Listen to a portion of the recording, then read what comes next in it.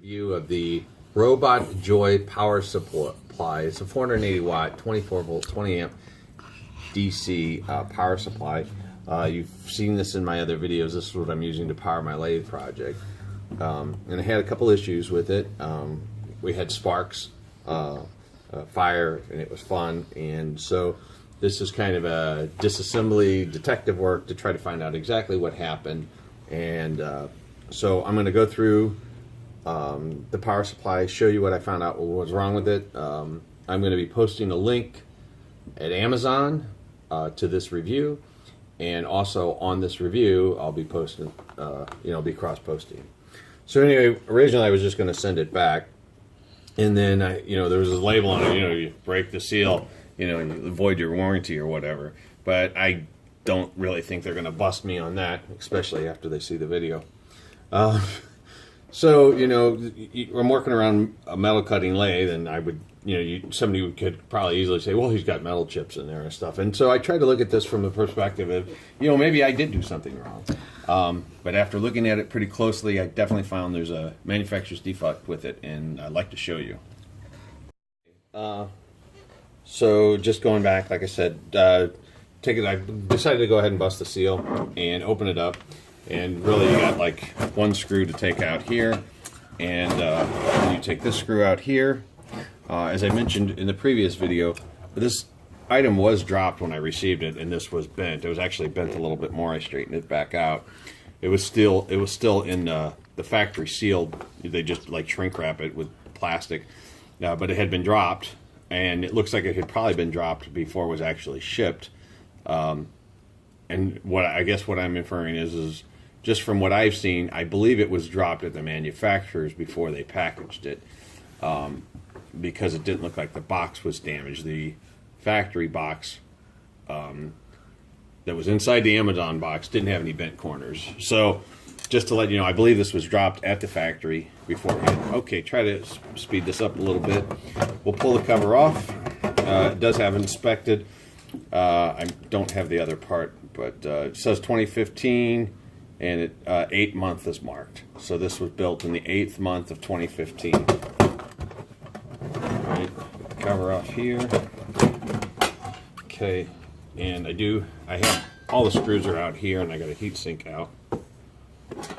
Oh, so the first thing, this is looking at the inside cover. What I see is marks and traces from the fire or explosion or popping that happened. I actually also got hurt too. Let me show you my arm. It's not the prettiest thing, but I was moving it and I had my arm on it for a second, and that's when I heard the pop and it blew. And my hand wasn't on it, for like 5 seconds. It's not like I held it there. It popped, I pulled my arm away, and this is what I got. Okay. So pull the cover off. You can see this here. And then we'll go take a look at the top, and we can kind of identify what's going on here. If you can see some charred traces there, there's a blue capacitor, and there is a resistor there, and you can see that there's some damage there to the top. Okay, so now I'll open this guy up. Obviously I removed the heat sink, and I've loosened the board up, so this is all just put together. I did actually look down here, and I'd seen something protruding and out, and you could kind of see there. I originally thought that this green wire was soldered down really low, so the board ran into it. That's what I originally thought, but then as I took the board off, I found out exactly what happened. And here's where we can see the big damage. You can see the burn mark on the lower case, and then you can see the traces burn out on the board there. And then when I did pull this off, there was this screw in here, and you can see the white area there. I didn't intentionally mean to knock this off. I wanted it to stay there so you guys could see it, but just handling it. But that screw was standing up right there on the board. So what happened is the screw obviously contacted the solder traces on the bottom. And then, so I'm going through and I was like, well, is this my screw? I'm not familiar with these screws. I'm not really, just looking at the top of the screw, you can kind of see that it's actually not a very well made screw. The cross head is not to the center. and you know, it's kind of like a, you know, it's got a thread on it. I mean, like a screw thread. So I was really trying to. I don't usually have screws like this around my garage. Anyways, my videographer said, "Well, it looks like I fell right out of this hole," and I believe exactly that's what happened. This is a screw that also has a kind of poor manufacturing on it. You know, where the cross is not in the center of the hole, and there is the hole this heat sink on. You can see that there's screw holes. I don't know if you can see the very, very little tip top of the screw protruding through, and on this side you can't see it. So sometime in the process, you know, between manufacturing and explosion, that screw came out.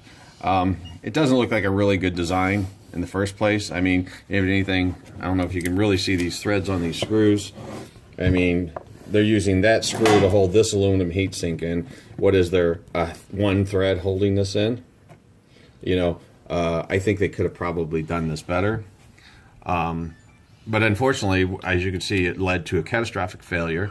It burnt me. And now we're going to have to return it and then make the decision. Well, you know, obviously when you're trying to buy something, you're looking at, you know, price and costs and stuff. So now I got to come up with a replacement. You know, do I go with another one? Do I go with another one and fix this defect? Do I find another manufacturer? There's a lot of decisions to be made here. But anyway, I can't really give this thing high ratings. I don't know that it necessarily gets to 0 or 1 stars. I mean, the things seem to function. But it does seem like not only the manufacturing process, but also the engineering of attaching this heat sink to the motherboard could definitely be improved. All right, we'll close this video out, YouTube. I want to thank you very much for watching.